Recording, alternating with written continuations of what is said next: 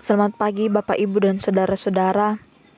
Kita berjumpa lagi lewat Renungan Harian Toraya edisi Sabtu tanggal 16 Desember 2023. Mari Bapak Ibu dan Saudara-saudari, kita bersekutu membaca dan merenungkan firman Tuhan sebelum kita memulai kehidupan kita hari ini. Namun sebelum itu, mari kita berdoa. Puji syukur Tuhan, kami naikkan kepadamu di pagi yang indah ini.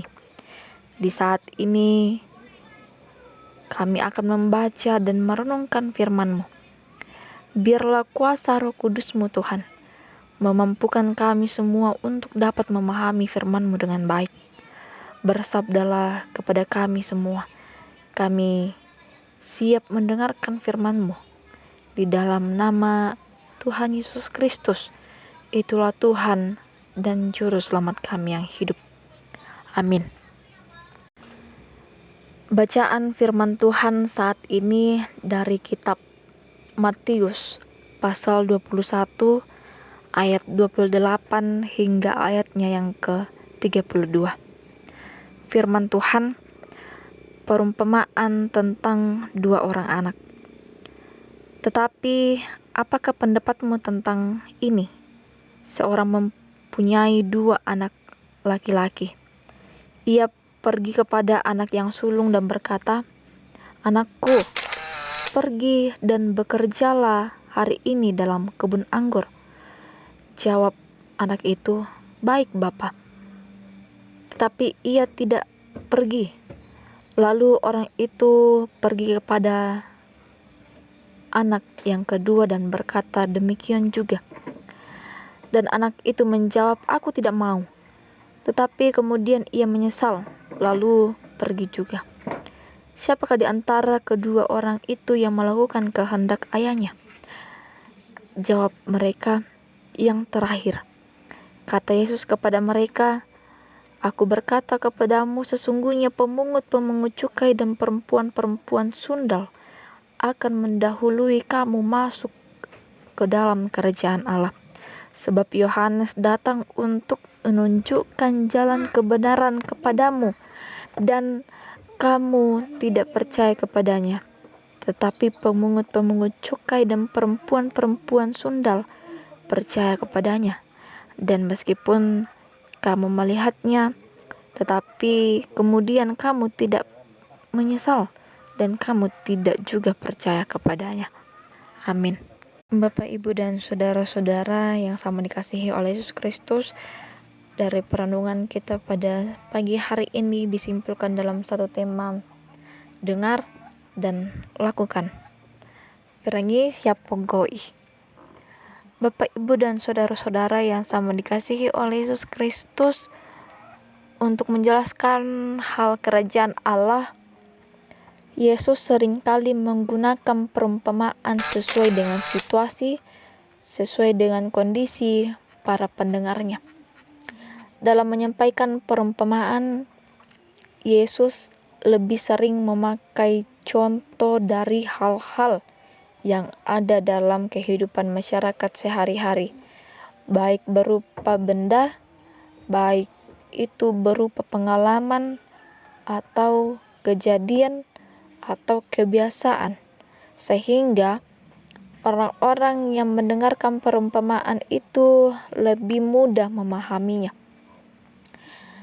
Perumpamaan dua orang anak dalam bacaan kita mengutarakan pertanyaan, siapakah anak yang taat dari dua orang anak yang mendapat perintah dari ayahnya?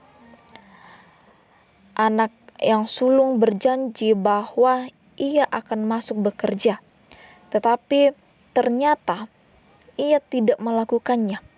Sementara anak kedua menolak perintah, tetapi akhirnya ia menyesal lalu mengerjakannya. Yesus menyampaikan perumpamaan ini untuk mengajar dan menegur para pemimpin Yahudi yang selalu merasa paling benar, yang selalu merasa paling saleh dan paling setia melakukan hukum Taurat. Mereka rajin berdoa, selalu mengenakan jubah sebagai identitas orang saleh, tetapi justru mereka tidak melakukan sesuai dengan apa yang mereka tahu dan ajarkan. Sementara anak kedua itu menunjuk kepada para pemungut cukai dan perempuan sundal yang dianggap najis dan sangat berdosa. Pada awalnya mereka menolak untuk berubah dari perbuatannya, tetapi akhirnya mereka menyesal dan bertobat setelah mendengar pengajaran dan pesan pertobatan yang disampaikan oleh Yohanes. Bapak, Ibu, dan saudara-saudara yang sama dikasihi oleh Yesus Kristus, mendengar bahkan memperkatakan firman tetapi tidak dilakukan adalah kemunafikan dan pemberontakan kepada Tuhan.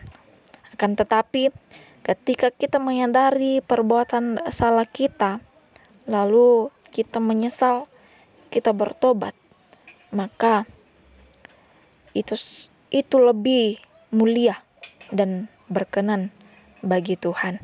Maka dari itu Bapak, Ibu, dan saudara-saudara, mari kita mendengarkan firman Tuhan dan lakukanlah firman Tuhan itu sesuai dengan ajarannya.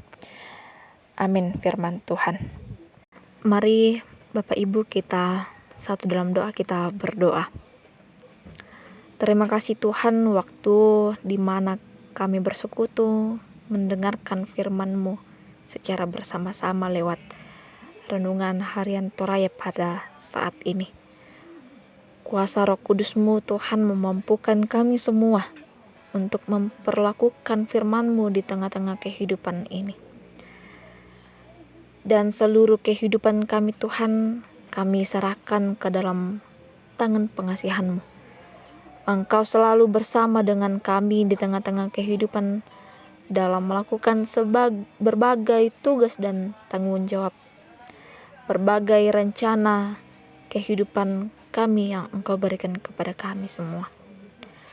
Bapa kami yang di sorga, kami serahkan seluruhnya kehidupan kami. Ampunkan salah dan dosa kami Tuhan. Di dalam nama Yesus Kristus, itulah Tuhan dan Juru Selamat kami yang hidup. Amin. Selamat beraktivitas kepada kita semua. Tuhan Yesus memberkati kita semua.